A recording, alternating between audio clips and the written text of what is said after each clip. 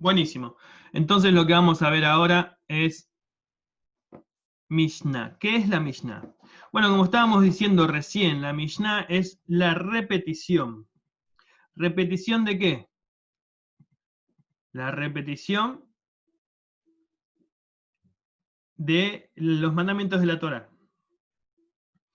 Pero más que nada, consolida, es como que reúne todo lo que fue la Torá oral alrededor de la Torá escrita de siglos. Prácticamente desde Moshe hasta la Gran Asamblea.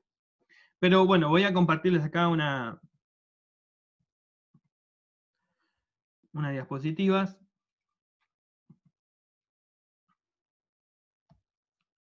¿Pueden ver ahí todos? Sí, sí veo. Ok, fantástico. Bueno, entonces lo primero, ¿qué es el Pirkei Avot? ¿Qué es lo que vamos a estar estudiando? El Pirkei Avot es un tratado del orden de Nesikim, que ahora vamos a ver los distintos tratados de la Mishnah. Este compendio que estamos hablando y el Talmud. Y se traduce como el tratado de los padres. ¿Ok? Es una recopilación, como está acá, escrita, ¿no?, de las enseñanzas éticas de los rabinos del período de la Mishnah. Por sus contenidos se conoce también como ética de los padres. Las enseñanzas de Pirkei Avot aparecen en el penúltimo tratado del orden de Nesikim, de la Mishnah y el Talmud. Y el Pirkei Avot es el único tratado que trata solamente sobre principios éticos y morales. En el tratado hay muy poca o ninguna mención de la ley religiosa. Eso es interesante, ¿no? Porque no habla mucho sobre religión, pero habla sobre principios éticos y morales. Entonces, es algo que justamente vamos a ver que al día de hoy es el tratado más famoso de la Mishnah. ¿No? El tratado más famoso de la Mishnah no habla sobre temas religiosos. Interesante, ¿verdad? Entonces, justamente por esto es el primero que se tiene que abordar. La Mishnah fue escrita por Rabbi Yehuda Hanasí, quien nació 80 años después de la destrucción del segundo templo, y ahí hay un tip que dice que Yehuda Hanasí era descendiente directo de Gamliel I, el mismo que menciona Pablo, Rab Shaul. ¿Se acuerdan? No sé si se acuerda alguno. Que dice que él nació, Pablo, ¿no? ¿Cómo se llama? Shaul. Rab Shaul. Nació en Tarsis. Tarsis, si ustedes se fijan, Tarso queda en lo que es la unión de Anatolia con la parte siria. Y era parte del Imperio Romano. Él nació ahí, pero fue criado en Jerusalén, a los pies de Gamliel. Si ustedes se acuerdan, Gamliel fue aquel mismo que intercedió para bien, o tuvo una intercesión bastante benevolente. Gamliel era hijo de Gilel, creo que era. No Gilel que conocemos, de quien se sabe que era Gilel y Shammai, que fueron la quinta de las Sugot, las parejas. Vamos a ir estudiando un poquito de historia, ¿no? Pero sí era descendiente de él. Entonces, este personaje era bastante bien visto por Pablo. Primero porque era su maestro y segundo porque también obró con mucha benevolencia en ese momento tan difícil. Por otra parte, vieron que se llama Hanasí. ¿Qué es Nasí? Nasí era el título otorgado al presidente del Sanedrín. Nasí significa también, se lo entiende como príncipe. Pero volviendo un poquito, hay que decir también que el reconocimiento de las verdades máximas éticas al ser llamados principios fundamentales, ¿no? Todo esto de las verdades, las máximas éticas es todo lo que vamos a encontrar en Pirkei Avot. Ser llamado principios fundamentales, porque también cuando decimos Pirkei Avot, Pirkei viene de Perakim. ¿Saben qué es Perakim? Significa capítulos. Y Avot significa, no solo significa padre, sino que también significa fundamentales. Fundamental. Entonces, Pirkei Avot significa principios fundamentales. ¿Principios fundamentales de qué? Principios fundamentales de el judaísmo. Entonces, el reconocer que los principios fundamentales del judaísmo no está basado en otra cosa que en verdades éticas altísimas y morales, nos hace ver a nosotros lo importante que es la ética, la moral para la Torá, ¿no? Y también el Talmud. Justamente, Akiva Ben Yosef, un gran rabino, explica en Génesis Rabá 24:7, ama a tu prójimo como a ti mismo, dice la Biblia. Y Gilel responde, eso que es malo para ti, no se lo hagas a tu amigo. Esto es toda la Torá, el resto es comentario. Ve ahora y apréndelo. Wow, ¿no? ¿A quién le suena esa frase? A Yeshua. Ajá. Interesante, ¿no? Que Yeshua cite a Gilel. Uno hubiera pensado que era una frase original de nuestro amado maestro. Justamente cuando estábamos hablando hace un rato acerca de los que escribieron acerca de todo este tiempo, uno de los que escribió fue Mario Sabán, y Mario Sabán, él alegaba, después de 14 años de estudiar a Yeshua, he llegado a la conclusión que el 100% de su obra no es original.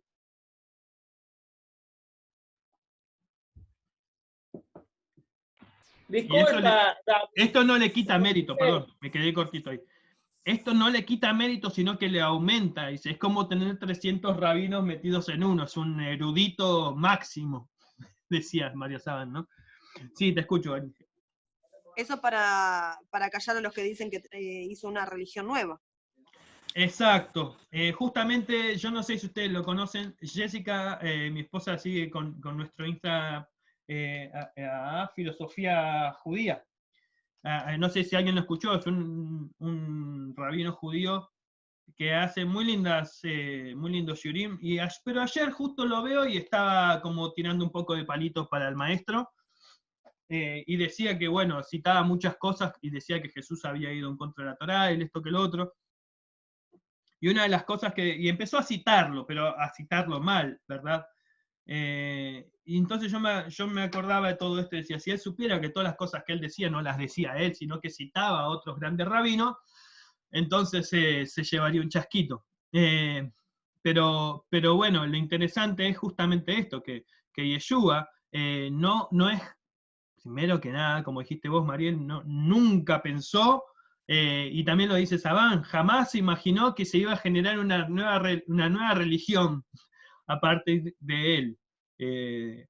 Bueno, uno parte de la omnisciencia, ¿no?, de Yeshua, ¿no? Aunque sabemos que la verdad profética que se le revelaba a él es inimaginable, y mismo él no reveló todo, pero estoy seguro que está bastante cerquita el comentario ese, ¿no? Jamás imaginó, porque él jamás dirigió su ministerio hacia los no judíos.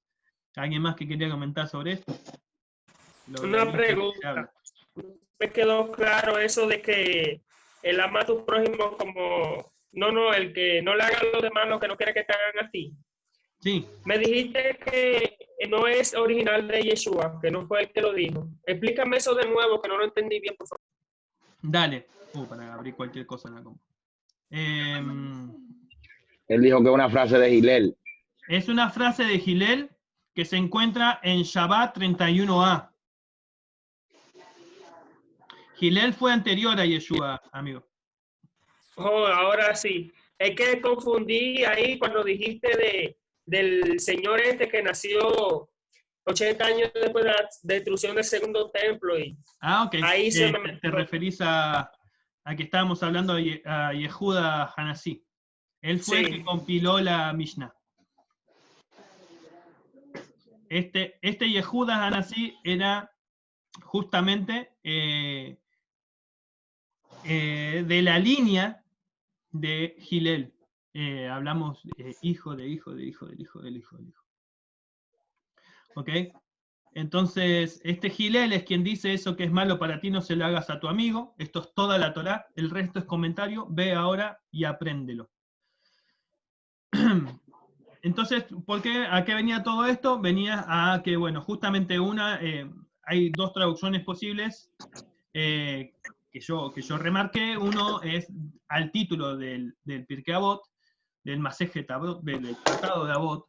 Uno es Pirkei Avot, que cuando lo traducimos al español significa, ¿cómo se llama? Consejo de los padres, ¿no? Podemos decir. Pero también podemos entender por Pirkei Avot que se traduce como capítulos o principios, ¿ok? Capítulos Avot, fundamentales, los más importantes, sobre lo cual se sienta la base de todo lo demás. Por eso estamos estudiando en este curso, donde intentamos estudiar la Torá, empezamos por el Tratado de Avot, ¿ok? Entonces nos da en la Torá, nos da el estudio de estas cosas, nos da nos pone muy en claro que se intenta en la Torá poner por sobre todas las cosas los principios éticos y fundamentales que permiten a una sociedad vivir en paz. De hecho, ¿a quién se llama el hombre más sabio del mundo? Salomón. ¿Y Salomón qué libros escribió? ¿Cómo? ¿Cuáles son los libros más importantes? El libro más importante de Salomón. Bueno, básicamente, de acuerdo a lo que entiendo, el libro que él escribió fue Eclesiastés. Él escribió algunos proverbios. Hay otro libro que él escribió, pero que no está compilado en nuestras Biblias. Sí. De hecho, yo creo que Crónica dice que Salomón escribió tal libro. Sabiduría. No recuerdo. Sí. Bueno, justamente. Cantar de los Cantares también.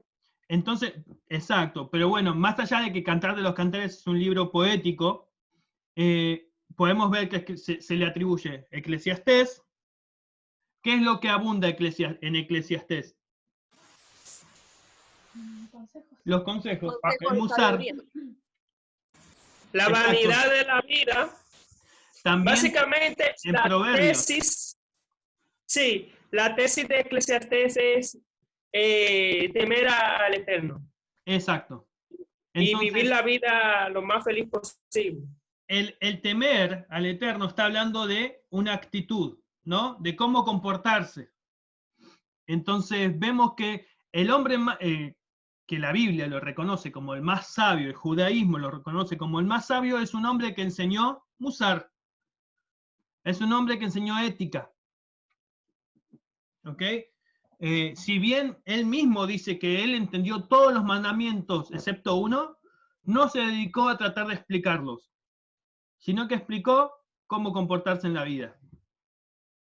Esto es para que nosotros veamos la gran importancia que el pueblo judío, ¿no? le confiere a lo que es el modo de vida, por decirlo de una manera. Nuestra manera de vivir es lo más importante que nosotros podemos tener.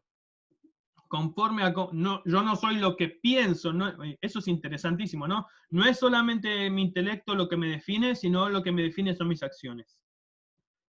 Y eso lo tiene muy en claro el judaísmo, y justamente por esto lo llama así.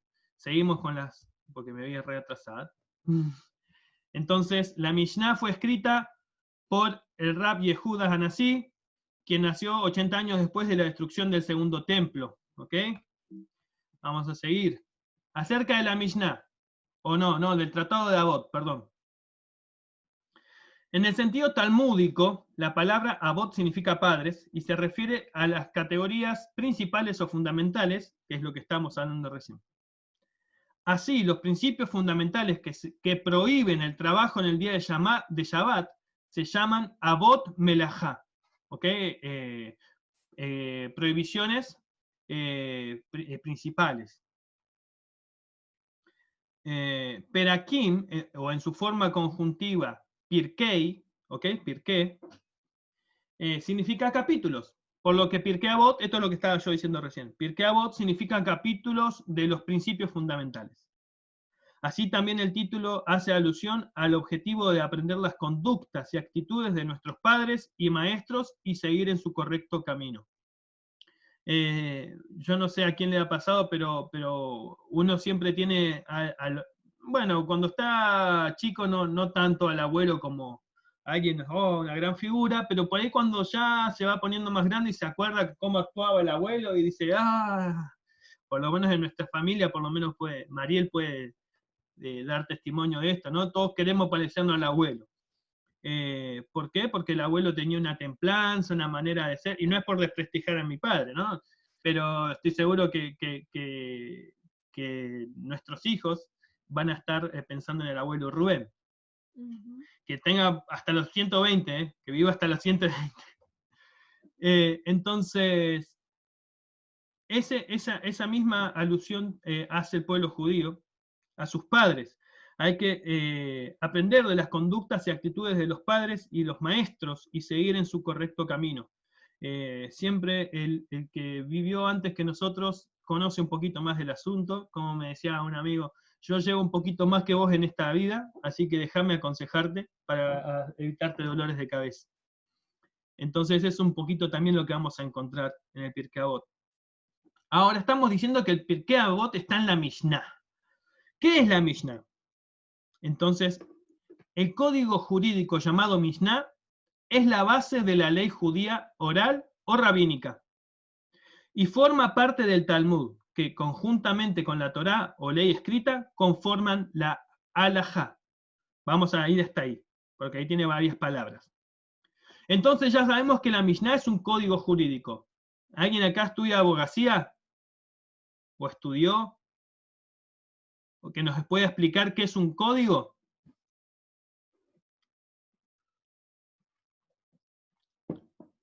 Si no, lo digo yo como programador. Sí, eso te iba a decir. Están en los No, eso código no. Código es un conjunto de sentencias. ¿Ok? Básicamente. unos y ceros. No, conjunto de sentencias. De decir, esto es esto, esto es lo otro, esto es lo otro. En tal caso se actúa así, en tal caso se actúa así. Eso es básicamente lo que es un código, para resumirlo. Y estamos diciendo que la Mishnah es la base de la ley judía oral. ¿Vieron que hay una ley oral y una ley escrita? Ok. Al día de hoy, estamos hablando al día de hoy. Obviamente la Mishnah no era la base del judaísmo de hace 2500 años, por ejemplo, porque no había sido escrita. Pero del judaísmo de hoy, como hoy lo conocemos, la Mishnah es la base de la ley judía oral. Y forma parte del Talmud. Si ustedes alguna vez vieron una hoja del Talmud, en el centro está la Mishnah. Y después todo lo que está alrededor son comentarios. Van a tener la Gemara por un lado, Rashi por el otro. Todos están explicando la Mishnah. Entonces, esa codificación. Entonces seguimos. Ahí está el Talmud, justamente engloba o encierra, tiene dentro la Mishnah. Es el objeto de estudio del Talmud, es la Mishnah. Conjuntamente con la Torá o ley escrita, forman la halajá. Halajá, ¿quién sabe qué es halajá? Una ley que fue determinada por los sabios. La interpretación de la Torá. Una compilación de la interpretación de la Torá. La Pienso yo. halajá, bien, está bien. El modo de guardar, de observar un mandamiento, la manera, la forma. También viene por ahí. ¿Por qué? Porque semánticamente halajá proviene de la palabra oleg. Oleg significa caminar. ¿Ok? Como dice, ole. No, ole es otra cosa. No le dicen ole en hebreo. Como, No. Ale. ale. Creo que ole. Yo tenía entendido que era la ley judía. No, la ley, bueno, justamente sí, es la manera de caminar, cómo vivir día a día. La halajá es la sentencia de cómo se debe caminar, de cómo se debe vivir. Es decir, tenemos, por un lado, cómo se conforma la halajá. La halajá se conforma justamente por el análisis de lo que está escrito en la Torá, compilado también en la Mishnah, ahora vamos a ir viendo un poquito más, y los sabios, vamos a ver cómo se generó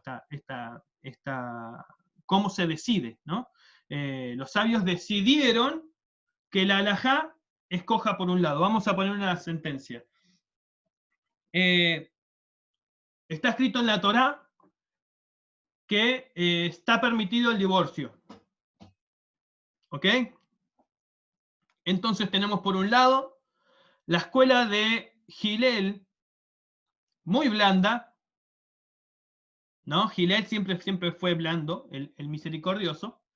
Y el misericordioso dice, bueno, está dicho que se puede dar carta de divorcio. ¿Por qué causa se puede dar carta de divorcio? Si si tu esposa cocina mal, si la esposa cocina mal, entonces ya el hombre puede darle carta de divorcio. ¿Ok? Eso dice Hillel. Eso está bien condescendiente. Entonces se puede hacer, David. Esperá, pero estamos diciendo, dejen terminar, hermano. Si no me meten en problemas. No, entonces dice. Oh, pero bueno, ¿qué pasa? Está grabado, David, ¿eh? Está grabando encima, ¿no?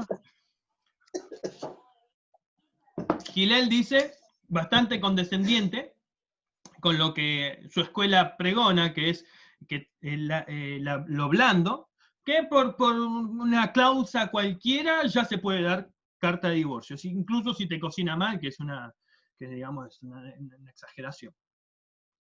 Entonces, por otro lado, la otra escuela de Shammai agarra y dice, solo se puede divorciar por causa de adulterio o fornicación.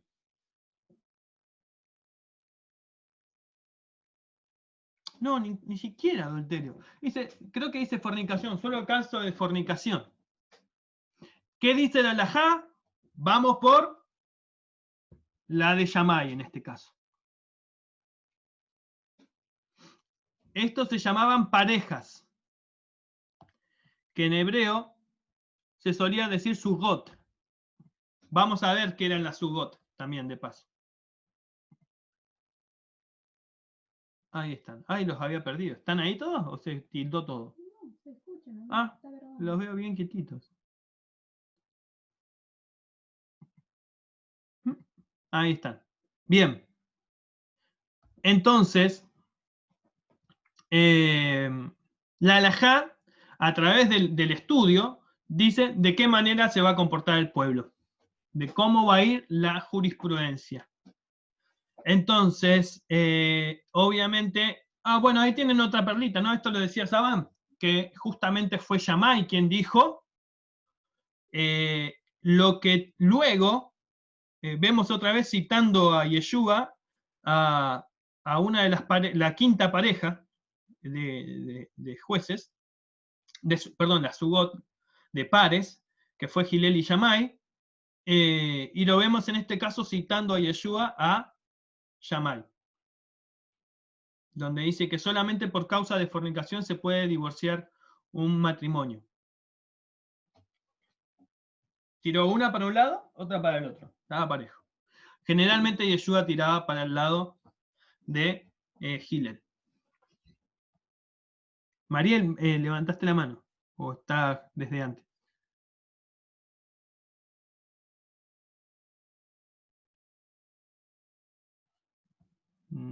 Le bajó la mano. Bien, seguimos.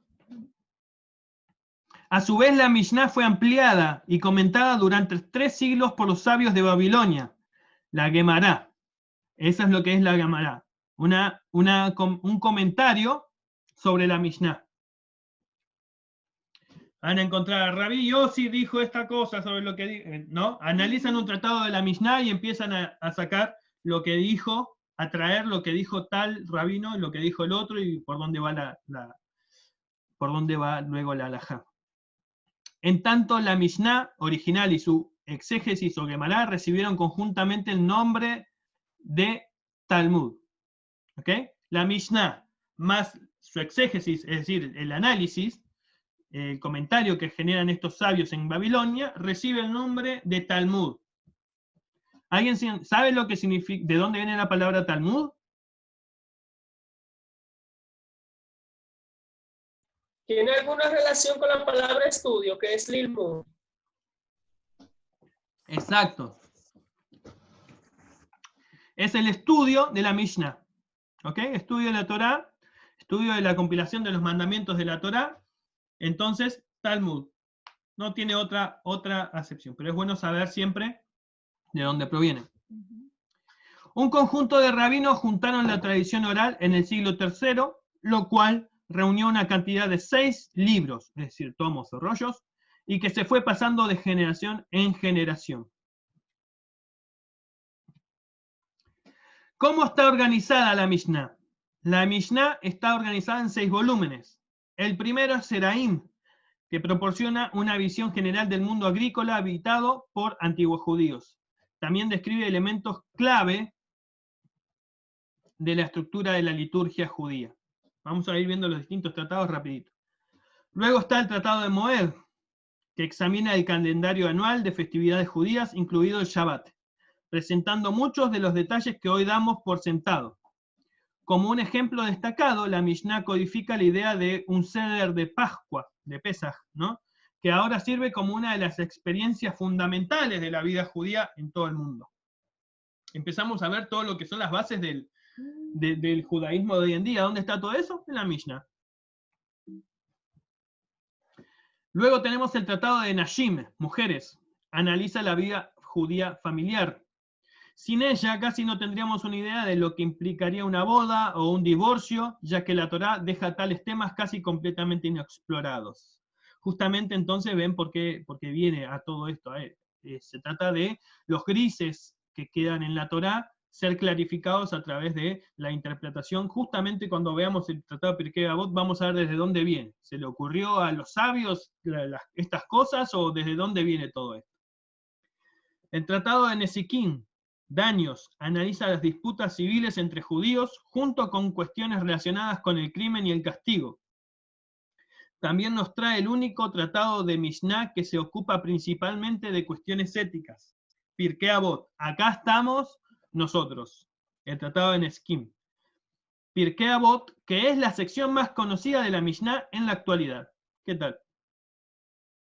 Puede ser que muchos no tengan idea de lo que es la Mishnah, pero sí sabían que existe algo que se llama Pirkei Avot, ¿no? Probablemente ustedes hayan leído el Pirkei Avot y no sabían que estaban estudiando la Mishnah. Luego están los últimos dos, Kodashim, que son cosas santas y discuten la práctica de los sacrificios en el templo, y Taharot, purezas, aclara las complejas leyes de la pureza ritual y la impureza. ¿Ok? Entonces, eso es lo que es la Mishnah. ¿Ok? Quedó clarito entonces que es un conjunto, es la compilación de todos los códigos de la Torá, ¿no? De todas las leyes, y se analizan por temas. Vamos a entrar entonces al estudio de el Masejet de Avot, el capítulo, y es capítulo 1, Mishnah 1. Ahora, si ustedes tienen que empezar un libro, ¿con qué lo empiezan? ¿Con algo suavecito o con algo importante para darle cabod al libro, para darle, ¿cómo se dice? Importancia.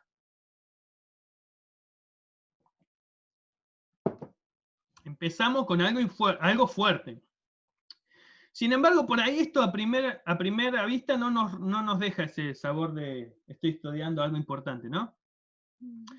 Capítulo 1, Mishnah 1. Moshe recibió la Torá en el Sinai y se la transmitió a Yehoshua. Yehoshua se la transmitió a los ancianos a los profetas, Y los profetas la transmitieron a los miembros de la gran asamblea. Ellos dijeron 3 cosas: sean cautos en el juicio, formen muchos discípulos y hagan un cerco a la Torá.